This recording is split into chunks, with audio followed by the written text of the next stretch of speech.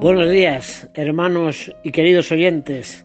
Hoy, 24 de abril, es el día de San Fidel, llamado anteriormente Marcos, y es el patrón de los abogados, predicadores y de los que piden castidad. Nació en una ciudad del sur de Alemania, Simeringa. Primero fue abogado de profesión y luego monje capuchino a los 35 años. Tenía fama de pasar bastantes penurias y con el dinero que ahorraba lo repartía entre los pobres. Estaba dotado de gran elocuencia y venían de todas partes a escucharlo. Pero un día en uno de sus sermones unos herejes lo mataron, justamente el domingo 24 de abril de 1622. Sus últimas palabras se asemejaron bastante a Jesús: Padre, perdónalos.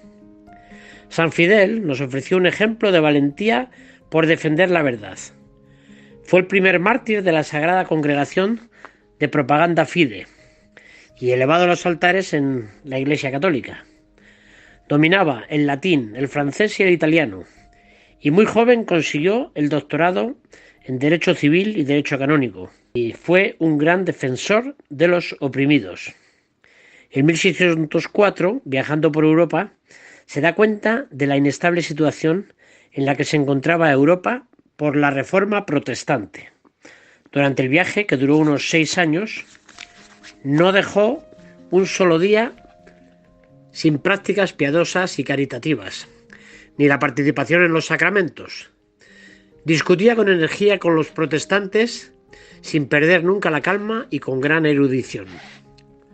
A la vuelta del viaje y después de abrir un despacho de abogados para defender a los más desfavorecidos, se empezó a dar cuenta que Dios le llamaba a consagrarse. Y tras un gran discernimiento, por consejo del obispo, es ordenado sacerdote e ingresa en la orden menor de los capuchinos, recibiendo ahí ya el nombre de Fidel. Después de estudiar teología, se dedicó de lleno a la predicación. Tuvo siempre dedicación al servicio de los demás, visitando enfermos, consolando a los tristes y apaciguando las discordias. Gracias a su delicada actividad apostólica, alcanzó gran reputación. En 1622, el archiduque de Austria, Leopoldo, que empezó una cruzada contra los protestantes, conquistó el país de los Grisones de Suiza y pidió al Papa enviar misioneros, y allí fue Fidel con otros 10 capuchinos. El 24 de abril, fecha de hoy, fue invitado por los protestantes con la excusa de escuchar su predicación, y un grupo armado irrumpió en el templo e intentaron asesinarlo a balazos.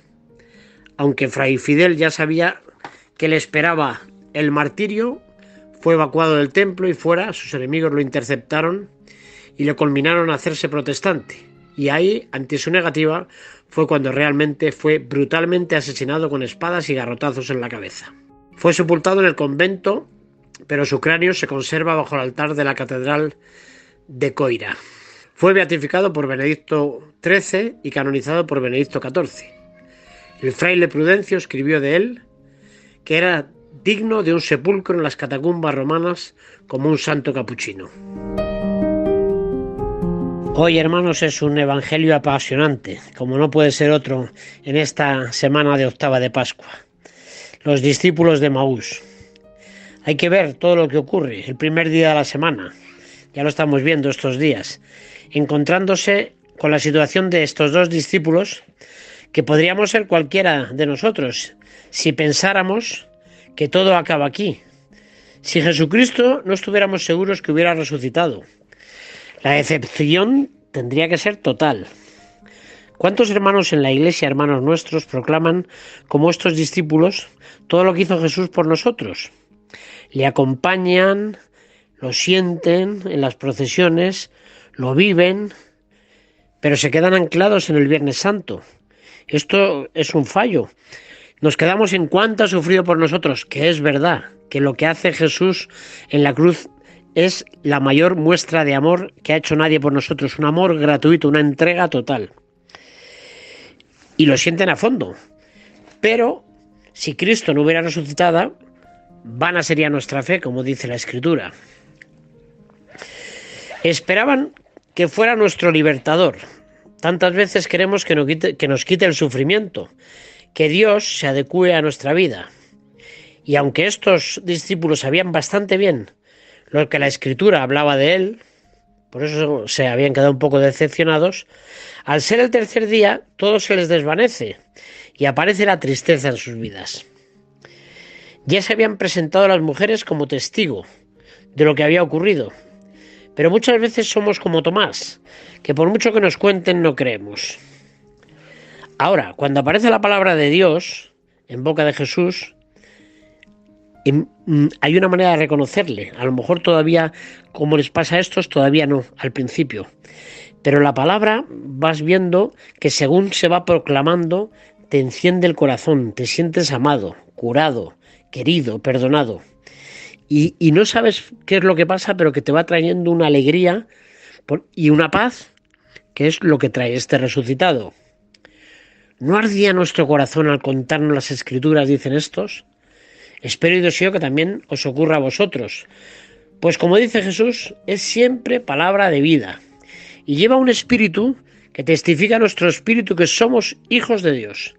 Y como dice San Juan en la carta, pues lo somos. Es un alimento grande para nuestra fe, la palabra de Dios, pero que tiene su culmen en el pan de vida. Por eso cuando Jesús hace ademán de irse, le invitan a quedarse, por supuesto, y dice, no te vayas. Con lo que Jesús les ha contado, en la fracción del pan, al final, es cuando se les abren los ojos y le reconocen. Y es a partir de ahí cuando les cambia la vida. Se hacen testigos, vuelven a Jerusalén corriendo con los apóstoles y se suman y cuentan lo que habían visto y oído en el camino.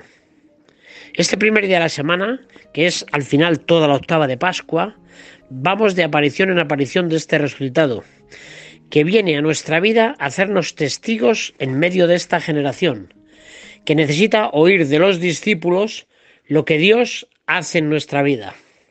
Cristo vive, esto es lo importante, Cristo está vivo.